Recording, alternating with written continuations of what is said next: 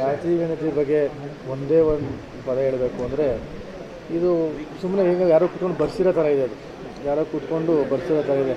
ಇದಕ್ಕೆ ಯಾವ ಸೈಂಟಿಫಿಕ್ ಡೇಟಾನೂ ಇಲ್ಲ, ಅದಕ್ಕೆ ಸಪೋರ್ಟಿವ್ ಆಗಿರೋ ಒಂದು ಎವಿಡೆನ್ಸ್ ಏನೂ ಇಲ್ಲ. ಸುಮ್ಮನೆ ನನ್ನ ದೃಷ್ಟಿಲಿ ಯಾರೋ ಒಬ್ಬರು ಕೂತ್ಕೊಂಡು IAS KS ರಿಟೈರ್ಡ್ ಅಥವಾ ಪ್ರಮೋಟೆಡ್ KS ಆಫೀಸರ್ನ ಕೂರಿಸ್ಕೊಂಡು ಬರೆಸಿ ಅದನ್ನು ನಂತರ ಈಗ ಮಂಡನೆ ಮಾಡೋಕ್ಕೆ ರೆಡಿ ಮಾಡ್ಕೊಂಡಿದ್ದಾರೆ ಅಂತ ಹೇಳ್ಬೋದು. ಏನು ರಾಜಕೀಯ ಲಾಭದ ಲೆಕ್ಕಾಚಾರದಲ್ಲಿ ಕಾಂಗ್ರೆಸ್ ಈಗ ಒಂದು ವಿಷಯ ಮಾತಾಡಬೇಕಂದ್ರೆ ಏನು ಜಾತಿ ಗಣತಿ ಬಗ್ಗೆ ಪ್ರಸ್ತಾಪ ಮಾಡ್ತಾ ಇದ್ದಾರೆ, ಇದು ಇವತ್ತು ಹೊಸತೇನಲ್ಲ.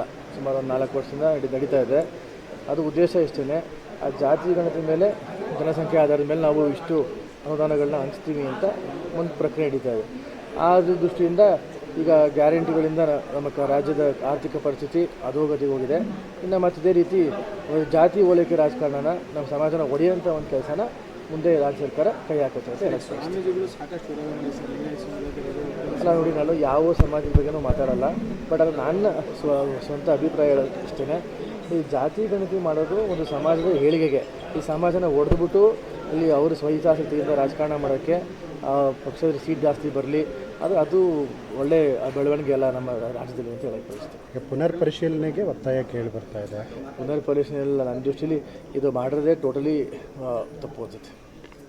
ಅದೇ ಹೇಳಿ, ನಾನು ಯಾರೋ ಕೂತ್ಕೊಂಡು ರಿಟೈರ್ಡ್ KS ಆಫೀಸರು ಅಥವಾ IAS ಆಫೀಸರು ಕೂತ್ಕೊಂಡು ಬರ್ಸಿರೋ ಥರ ಇದೆ ಅಷ್ಟೇ. ಸರ್, ಈಗ ಕುಮಾರಸ್ವಾಮಿ ಅವರು ಜಿಲ್ಲಾಧ್ಯಕ್ಷರು ಮೂಲ ಮಾಲೀಕರಿಗೂ ನೋಟಿಸ್ ಕೊಟ್ಟಿದ್ದಾರೆ. ಅದೀಗ ಕೋರ್ಟಲ್ಲಿ ಸ್ಟೇ ಆಗಿದೆ. ಆಮೇಲೆ ಮುಂದಿನ ಪ್ರಕ್ರಿಯೆ ಕೋರ್ಟ್ ನಡೆಯುತ್ತೆ, ಕೋರ್ಟ್ ತೀರ್ಮಾನ ಮಾಡುತ್ತೆ. ಅಲ್ಲ ಸರ್, ಅವ್ರೇನು ಟಾರ್ಗೆಟ್ ಮಾಡ್ತಿದ್ದಾರೆ ನನ್ನೊಬ್ಬರನ್ನ ಅಂತ ಕುಮಾರಸ್ವಾಮಿ ಅವರೇ ಹೇಳ್ತಾರೆ. ಈಗ ಕುಮಾರಸ್ವಾಮಿ ಒಬ್ಬರನ್ನೆಲ್ಲ ಇಡೀ ನಮ್ಮ ಕುಟುಂಬನೇ ಟಾರ್ಗೆಟ್ ಮಾಡ್ತಾ ಇದ್ದಾರೆ. ಅದನ್ನು ಇಡೀ ರಾಜ್ಯ ಜನ ನೋಡ್ತಾ ಇದ್ದಾರೆ. ಇವತ್ತು ನಾವೇನು ಹೊಸದಾಗಿ ಹೇಳಬೇಕಾಗಿಲ್ಲ. ಪ್ರತಿಯೊಬ್ಬರು ಸದಸ್ಯರುಗಳು ಟಾರ್ಗೆಟ್ ಮಾಡ್ತಾ ಇದ್ದಾರೆ. ಇನ್ನೇನು ಹೇಳಬೇಕು?